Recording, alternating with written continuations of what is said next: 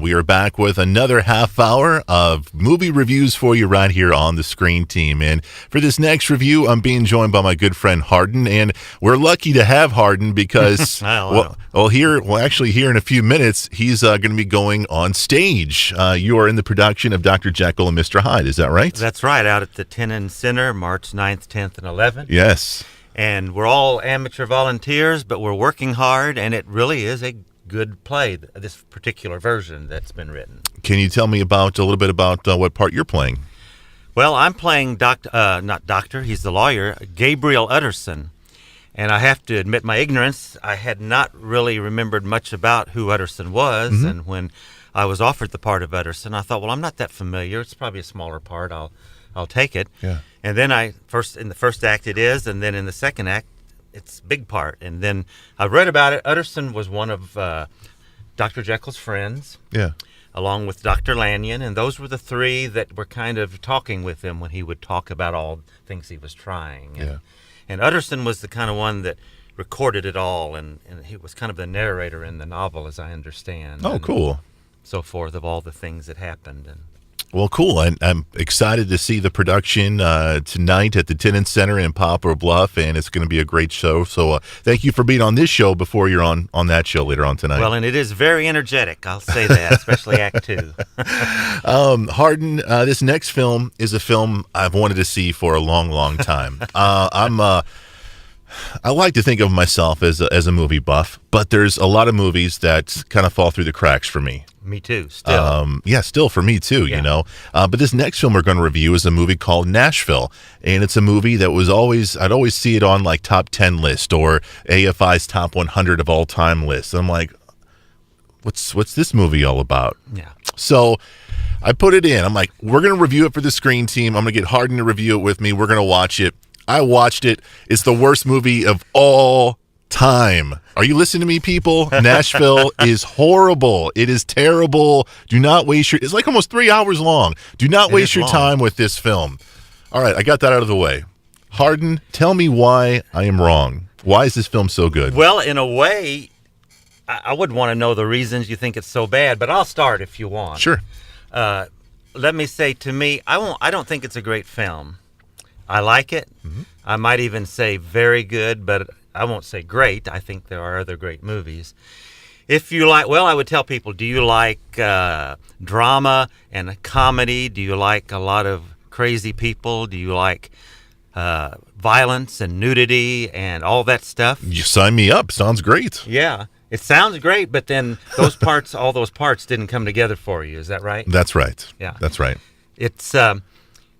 It's really a character study, I guess you would say. If you expect any kind of resolution, starting with a plot and coming to a resolution, I don't think it's not there. It's kind of just portrays the life of a bunch of disparate people, a lot of different people over a 5-day period. And this is set in the city of Nashville, correct? In the city of Nashville. They're in the background, there's a political rally. Mm-hmm. That's part of it, but country music stars are coming together, and they're going to have a concert, and some of them are going to be there for the political rally. Now, one thing of note is, and here again, this is both the good and the bad, is that Altman asked the actors to write and sing their own songs. And he wanted that authenticity. These are average people. Well, the Country Music Association back then didn't like that too much. Like, you don't like us doing it? I think it worked in some places. Now, hey, I will say, I didn't think it was perfect. Haven, what's his name? I don't know. The guy at the first. I don't even remember his Haven something that did the patriotic song. Sure. I thought it stunk. Yeah. There were some of the songs I thought, oh God, when I was watching it, I can't take this. Some of the songs I liked, Keith Carradine. Mm-hmm. He had written some of the songs already, and he was kind of a Chris Christopherson-like singer, and he won the Oscar for best. Original song in a movie. So here again, I would not tell anybody you ought to go watch this and guarantee you'll like it. It was released to great reviews. Sure. And then a little time after that, I read there was a critical backlash where people didn't like it. Roger Ebert said after he watched it, he felt he felt better about life. He knew more about himself. He knew more about people. So, I mean, if you just really want to get into this kind of meandering, complex morass of culture, of character studies, and people trying to kind of figure out what they want to do and do it, I think you kind of get into this if you give it a chance. But I guess if you what just failed for you? That's what The entire film failed for me, Hardin. That's kind of circular reasoning, you know. I don't like it because I didn't like it. Exactly. I would say this. I would say, and Robert Altman directed this, correct? Robert Altman. Right. He did the movie MASH. The movie MASH, which if people saw the show didn't necessarily like. The movie came first, correct? The movie came first. Right. A lot of people then never saw it, saw the show, and then when they saw the movie, some liked it, some thought, that's not like the show. Sure. One thing that really, really kind of bothered me with Altman's style is you have two characters, like pretend, say, you and me. Right. The camera's focused on us. We're having a conversation, and all of a sudden, we're having this conversation, and then the camera pans or shows somebody else, but we're still having the conversation, and the viewers are still seeing that we're having this conversation, but the focus is on somebody else. But that person isn't talking. We're still talking. Right. That is like a major theme in the entire film is multiple conversations going on all over the place. And you're trying to figure out, what am I supposed to be focusing on here? He sort of did that in the movie MASH, competing conversations and background noise. And then he took that to an extreme. It didn't bother me. I could handle it. Once I got used to it, I can see that to some people think, what is he trying to do? But then, you know, one thing I would add moving on is, though, there were some interesting characters and actors in it. Geraldine Chaplin, Charlie Chaplin's daughter, played a part in it. So Lily Tomlin was in it as well. Lily Tomlin, and I thought she did a good part. I thought the story, now you got to admit, if you could get rid of some of the movie making, some of the personal stories, well, that's it. You know, I don't like this as a movie. Now, this particular story isn't too bad. I don't know how many good people there were in it, because Lily's husband wanted to mess around on her, and she had somebody trying to. So, I mean, it's a soap opera, but who doesn't like soap operas, you know? Yeah, that's a good point. You know, but we all like soap operas. But most of them tend to be a little bit more follow some sort of orderly pattern. I'll grant you that. Yeah, that's a good point. I haven't thought about that. It's a big, long, kind of complex soap opera, and if you can buy into the characters, like what was her name, Albuquerque, that's one of my favorite characters. This girl, she's in the background all the time, and she's got a certain kind of a dress and outfit on, and she, as I can tell, she never changes clothes for the 5 days the film is supposed to, because by the last she's kind of ragged, you know, it's kind of nasty, but she's always in the background wanting to get on stage, and she finally makes it at the end. So that's a little bit of a success story. You persevere. It's not working. I'm not.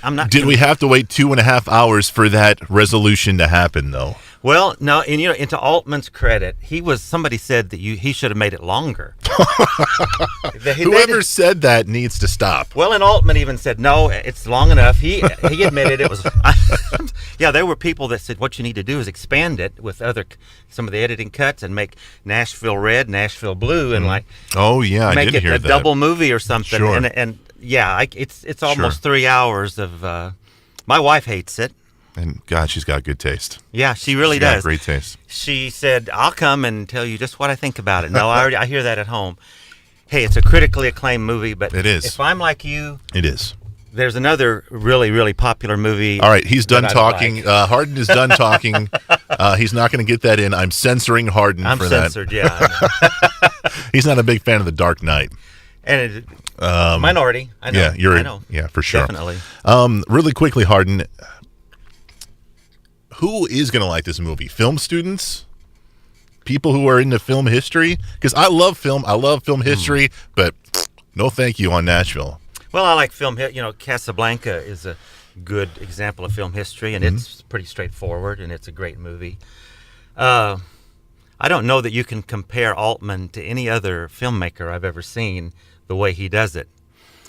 So this is one I can predict on other movies, maybe. Yeah. I have no idea who's going to like this and who isn't. It's a crapshoot, huh? Some of you will like it, but you really have to watch it, and small population. Do you think maybe it's as time goes by, some movies hold up? Do you think it may it may not hold up. See, yeah, it was critically acclaimed when it came out, and it may no longer. I think it was a movie for its time. Now, did you see the movie MASH?